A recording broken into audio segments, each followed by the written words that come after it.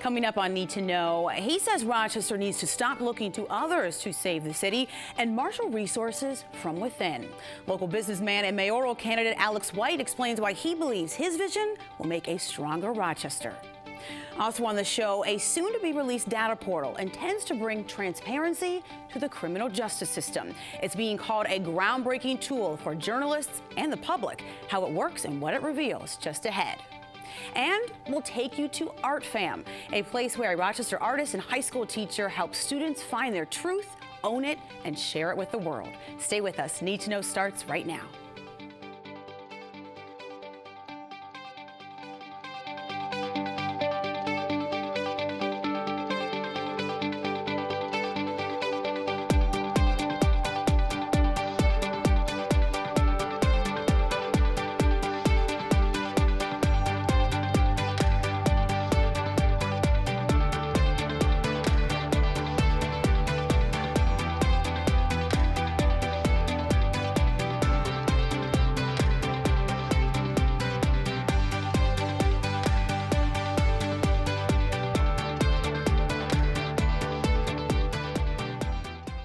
Some say third time's a charm, and mayoral candidate Alex White hopes there's some truth to that saying.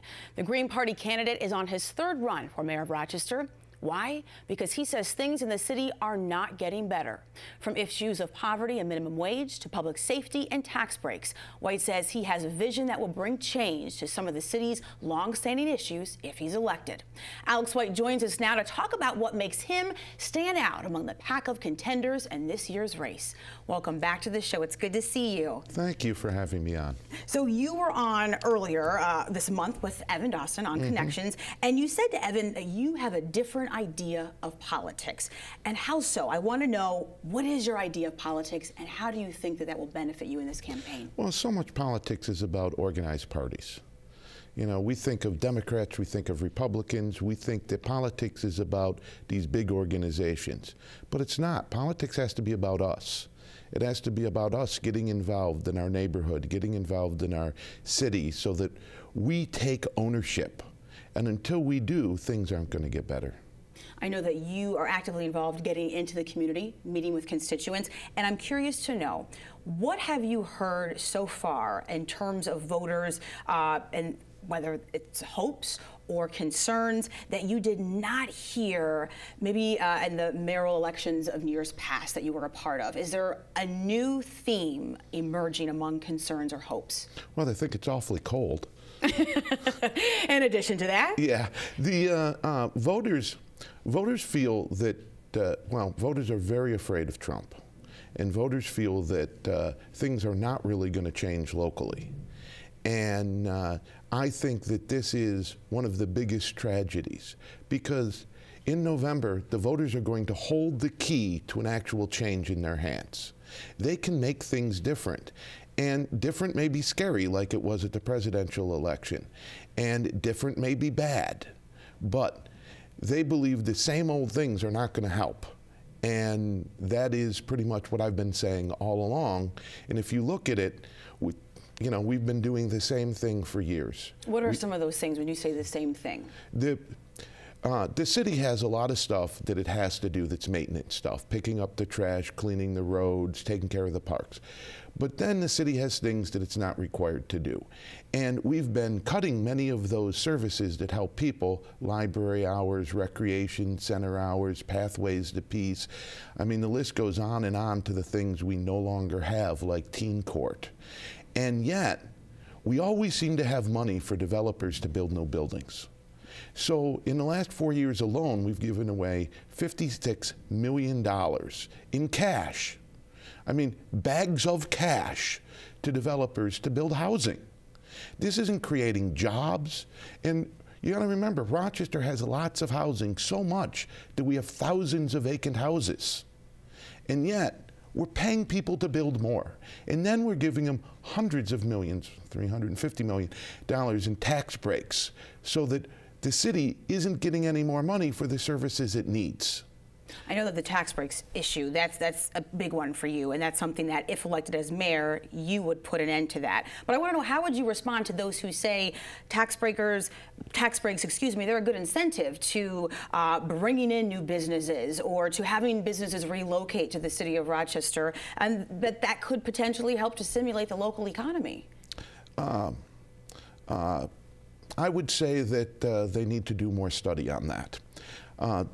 For example, we gave huge tax breaks to Erie Harbor, a apartment complex built for $50 million, and yet they pay about $7,000 in taxes. Okay, on a property that probably should be paying around $2 million about $2 million in taxes.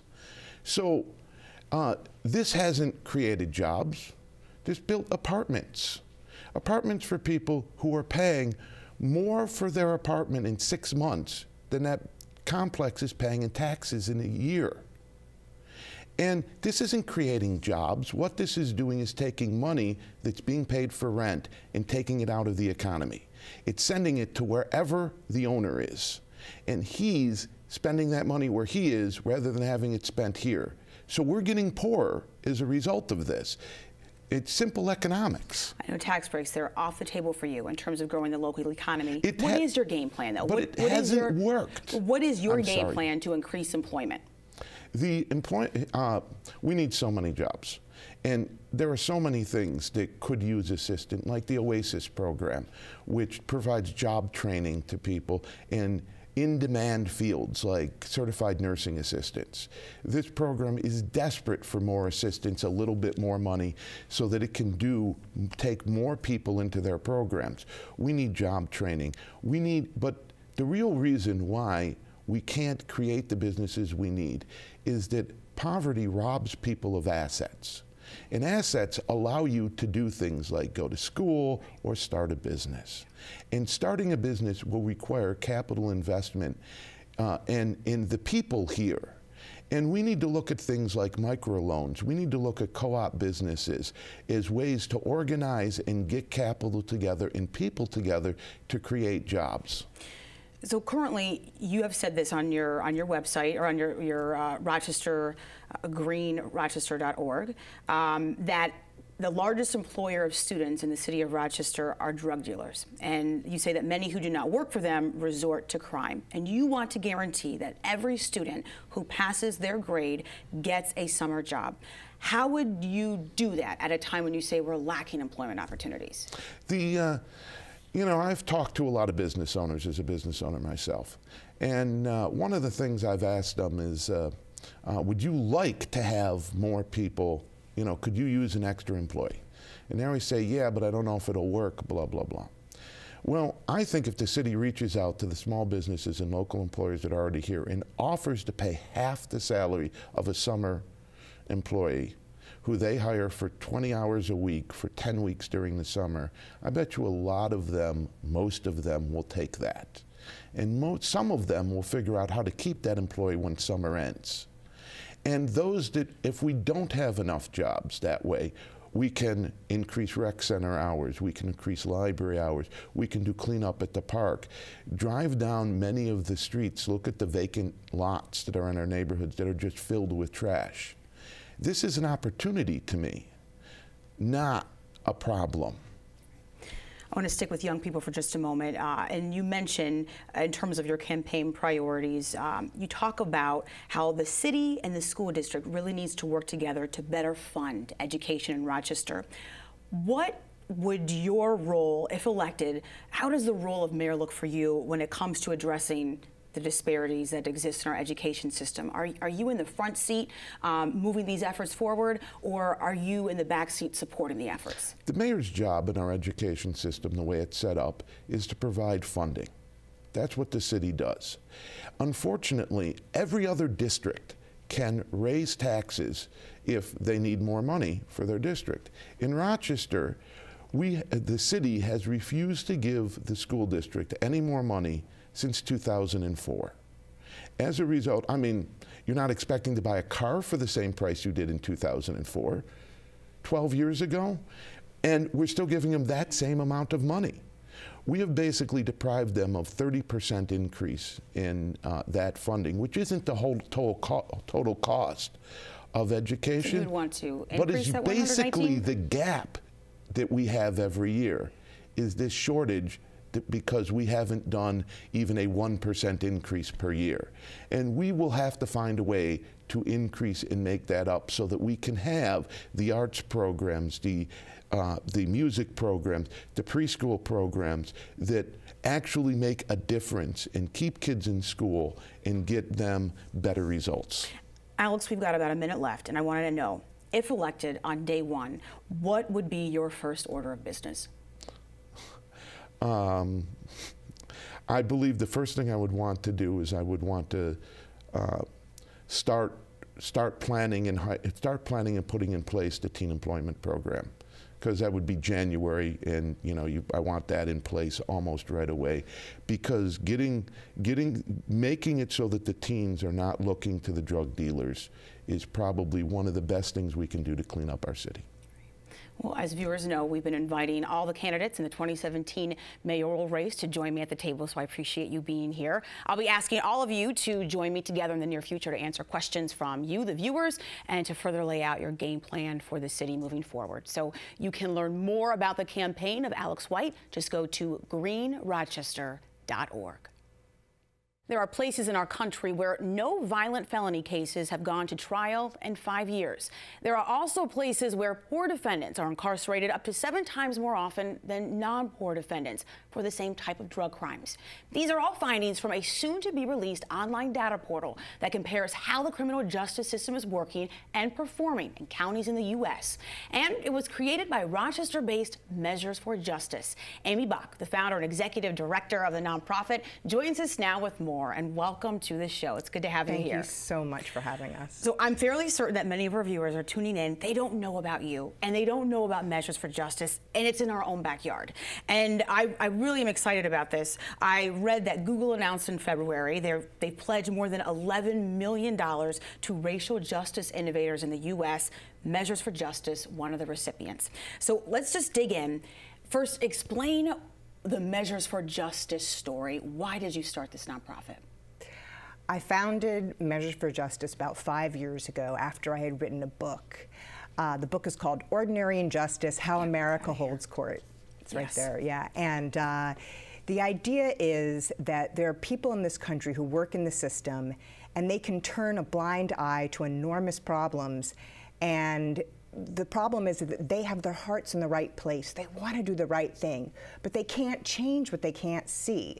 So the idea is, what would happen if you could know in your county how it's performing and how it compares to another county? Just to bring this to the local level. Yeah. Like if I said to you in Rochester, where are the good schools? Yeah. You could absolutely tell me exactly where they are, and you know it because of teacher-student ratios, test scores, college admission rates, and if I said to you, where's the good hospital, you would know by specialty, and that's because there are all sorts of measures that tell us how we're doing, right? But if I said to you, how does the Hall of Justice work here, and how does it compare to Erie County? How does it compare to Livingston? How does it compare to the Bronx? Yeah. You would have no idea. King County, we have no idea. And that's because we don't have measures and we don't have the data.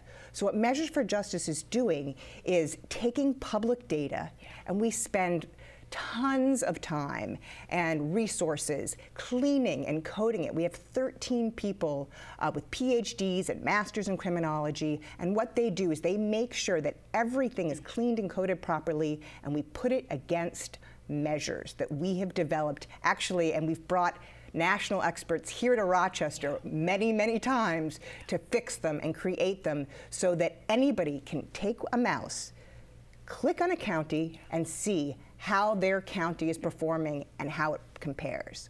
So this is a first of its kind. I mean, there's nothing like this that currently exists. And this is what Google is helping to support. So you received a $1.5 million grant for this data portal.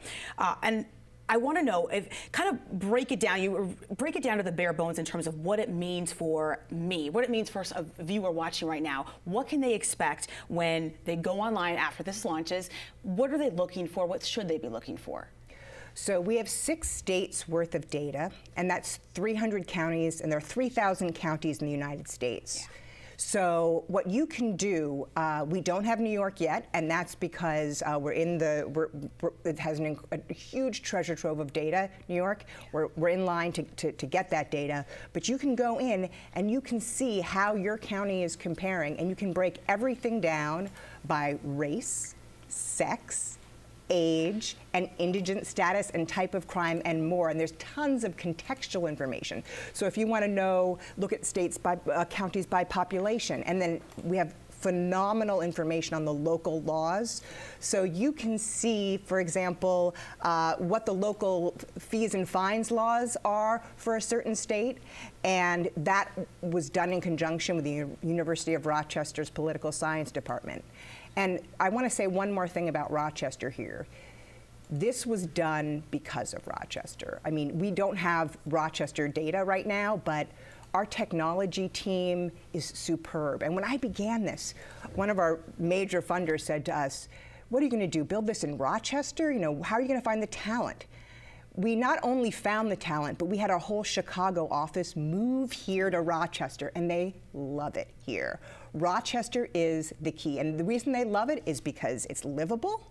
You can get a phenomenal house here for what you could get as a studio in Chicago, and also because of the talent and the style of living. It's really been important to us. So tell me about this. So there are, you mentioned this, there are more than 3,100 counties in America. So as you've reviewed the initial data from the states you have been able to collect information from, are there counties that stand out? And if so, how? You know, there are counties that stand out, and I'm going to have to say you have to see them when the data goes live in the next quarter. Amy. There are counties that stand out, and I will say that when people look at the portal, like I talked to one prosecutor yesterday in one of our states, and he said, you know, I have this indigent disparity. I have a disparity that people are getting. For failure to pay low bails, we have too many indigent people. But he said, and I'm going to work on that. He said, but overall, I see my policies are working for the past couple of years. I think we're doing well. So people will be able to see excellence as well as where they need to fix things. And think about it. Think about if I said to you, for example, what's your house worth? Today, you would just go on to Zillow. Right? Right. Do you remember the days when you had to call a real estate agent? They would tell you what your house was worth. We had to depend on that. Same thing with Expedia. I can just go on and see what all the different flights I want to take, and I can compare airlines. It used to be we had to depend on a travel agent. Yeah. That's where we are right now in the criminal justice system. But starting in the next quarter, when we go live, you'll be able to see so much about how counties actually are delivering justice. And at this point, nobody knows. We've really been flying blind. So there's a story that you share on your website, measuresforjustice.org. It's of a domestic violence survivor in Mississippi. And a circuit court clerk interviewed for that story said she hasn't seen a domestic violence case prosecuted in that county of about 8,000 people in 25 years. So my jaw dropped when I heard that. Those are some of the similar stories that you address in your book, Ordinary Injustice. Based on the information that was found, like on a story such as that, when these measures, when people are able to go online and look at this information, what do you want them to do with the information that they collect? That's such a great question. We want them to figure out the why. And it could be an advocate, you can be a citizen, you can be a prosecutor, a public defender, or a judge. But what you need to do is to get people around the story and to begin a conversation. That's what this is about, because it's not about shaming. It's not about shaming that prosecutor who didn't prosecute a domestic violence case for all those years. It's about everybody in that county getting together and saying, you know what, we have a problem, let's look at it, or we're doing things well. Let's find another county who's doing it better, and we can become the best. So we want discussions to begin where there's been silence. This is not about naming and shaming and blaming. This is literally about sunlight, getting information. Now, you mentioned you're in line to get the data for New York State. How difficult is it? What's the process like to get that information? Well, you have to fill out forms, and you have to explain what you're doing, and what's really difficult is not really the data extraction so much as the cleaning and the coding process, because we go through enormous lengths to make sure that we get it right, including talking to prosecutors, public defenders, defense attorneys, judges, just to make sure that we understand the data as much as we possibly can, and then making sure that it's all contextually right. You will see a ton of footnotes on our site, and that is because we want to explain every nuance so that it's contextually meaningful to the people who really know, and we become a trusted source for data. I know that you said you can't give us any specifics in terms of information that you found. Is there a hypothetical, let's say, scenario that you can just kind of explain when, let's say, that information has been shared, whether a prosecutor has reviewed something that you've done or a judge, so a hypothetical, and the reaction that you heard in terms of, okay, I've got this now, we know we're doing this right, or we know we need to fix that. Is there just a scenario so viewers kind of get an idea of the concept? Sure, I can give you many. I mean, we've vetted our data with a lot of people on the ground, and yesterday I spoke to a prosecutor in one of our states, and he has an open file policy, which means that whatever he's got in his files, he gives over the defense. And he was shocked to see that he had a 30% rate for discovery motions, where people were filing motions to get the information. He said nobody should be filing motions because we have this open file policy. And other prosecutors who he knows have 0%, but he had 30%. So he's going to talk to his prosecutors today and say, well, are you not communicating that we have an open file? Are you not sharing everything? Because this is something that I need to act on. That's the whole idea behind it. But, and I talked to another prosecutor. He covers 5 counties, and he said this was the first time he was able to look across all 5 and see how he's doing. And it took him 5 minutes. And if he had tried to do it himself, even that one discovery motion, that would have taken him, 9 months, and many people hired just to do it. So it's really about access to information. It's really about a new tool where someone can use it and create a conversation and create change. And I should say, and it is free. It is a free online tool. So I know that this is something that I will be using, my colleagues will be using, and one that will be beneficial for our viewers once they discover this knowledge and they can use it for their own good. So thank you for joining us and breaking down how this works. So the Measures for Justice online data portal will launch this spring. To learn more, go to measuresforjustice.org. Well, art teacher Todd Stahl has a firm belief in the power of art and helping young people find their own truth. Every day he works to further art and art education in the Webster Central School District. By treating his students as equals, he empowers them to believe in their artistic creations and to have high expectations.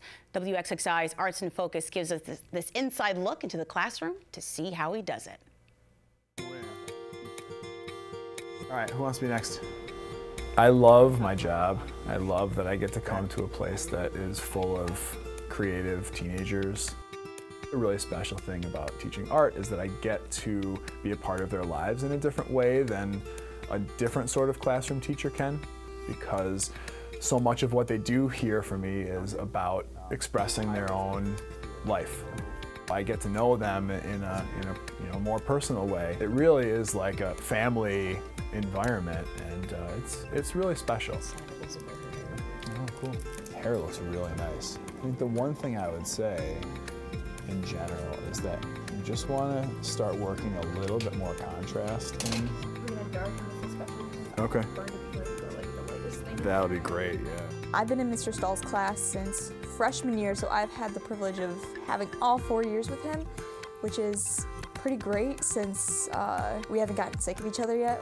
We've built a sort of community here, and we've given it the name Art Fam, knowing that you matter in a classroom and that you're an equal. It's very empowering. Because I'm constantly doing artwork alongside my students, and they have all these different creative ideas about using materials, how to use materials, how to combine oil paint and then use colored pencil, or how to, they are painting, the brush strokes they make are different than mine. Because I get to see that, and because they get to see how I apply paint, we rub off on each other. One of the best parts about being able to work in my classroom alongside my students is that I always have artists, working artists, to give me feedback. we learn from each other's process, because so much of making art is not just like, here's the finished product, but it's how do I get there. My artwork is, and has been for a long time, trying to express a portraiture, but in a way that expresses some history as well. The specific series that I'm showing is called American Voices.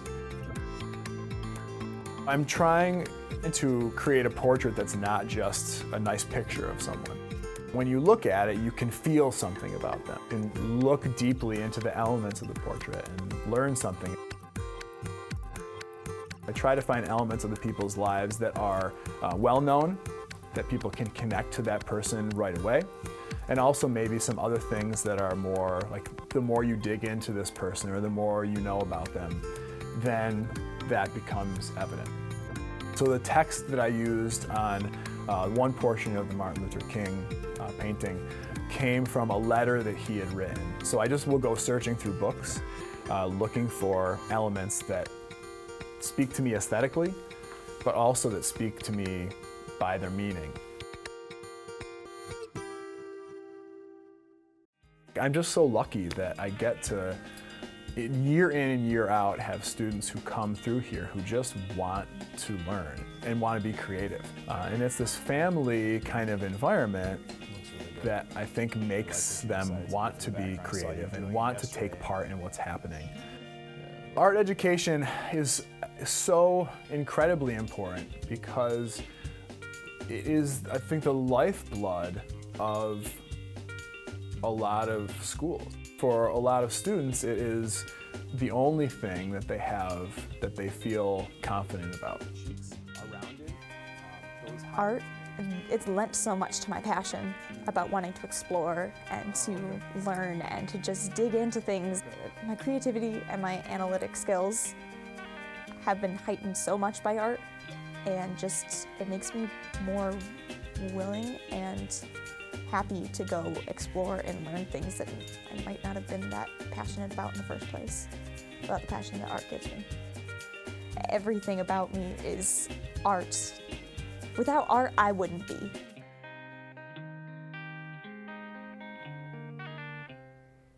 And that's it for this edition of Need to Know, Rochester's News Magazine. I'm your host, Helene Bianduti-Hofer. Thank you for joining us tonight, throughout the weekend, and online at WXXInews.org. I'll see you next week right here on WXXI TV.